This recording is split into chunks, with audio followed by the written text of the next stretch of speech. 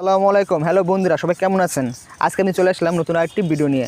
আজকে আমি জানাবো এই বাইকটি কত গিয়ারে কত স্পিডে বাইকটি চালানো সবচেয়ে ভালো, এবং কত স্পিডে বাইকটি চালালে বাইকটি থেকে ভালো পারফরমেন্স পাবেন, ভালো মাইলেজ পাবেন, এবং আপনি ভাইব্রেশনটাও অনুভব করবেন না এবং পেইনটাও অনুভব করবেন না। এই নিয়েই আজকের ভিডিও। তো বন্ধুরা, সর্বপ্রথম যেটা বলবো, 1 নাম্বার গিয়ারে বাইকটি চালানো যায় না। 1 নাম্বার গিয়ারে শুধু আপনার কোনো একটা নিচে থেকে উপরে উঠতে হলে একটা শক্তির প্রয়োজন, শুধু ওটা প্রয়োগ করে। 2 নাম্বার গিয়ারে আপনি স্লোলি চালাতে পারবেন 10 বা 15 স্পিডে।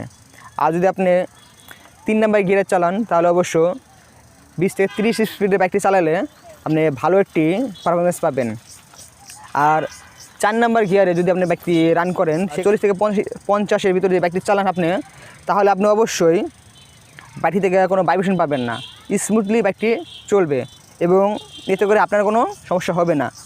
আর যদি আপনি 50 পার করেন বা 60-এর কাছে যান, সেক্ষেত্রেও মোটামুটি আপনি ভাইব্রেশন পাবেন বাইকটি থেকে। আর যখন আপনি 60 প্লাস করবেন, 60 আপ করলেই আপনি বাইকটি থেকে প্রচুর পরিমাণে ভাইব্রেশন পাবেন। তখন আপনার পেইনও হবে, আবার প্রচুর পরিমাণে ভাইব্রেশনও হবে এবং বাইকে প্রচুর শব্দও করবে। তো আপনার সব দিকে সমস্যা হবে তখন আবার আপনার মাইলেজটাও অনেকটা ড্রপ হয়ে যাবে, অনেকটা কমে যাবে মাইলেজটাও। তো আপনি যদি সব কিছু মেনটেন করে চালাতে চান, তাহলে অ্যাভারেজ আপনি চালাতে পারেন 50 বা এর আশেপাশে।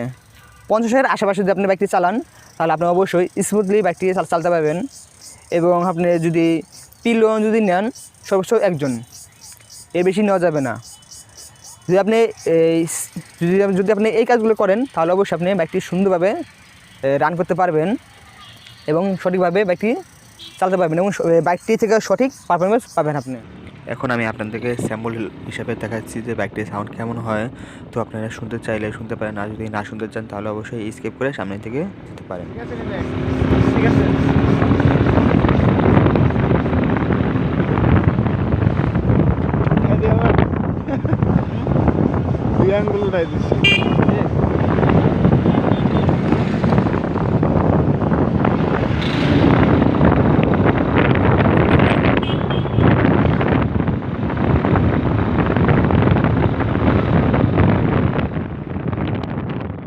তো বন্ধুরা, আজকে ভিডিওটা এই পর্যন্তই শেষ। এখানেই যদি আপনাদের ভিডিওটি ভালো লেগে থাকে তাহলে অবশ্যই একটি লাইক দিবেন, আর যদি খারাপ লাগে তাহলে আপনি ডিসলাইক দিবেন।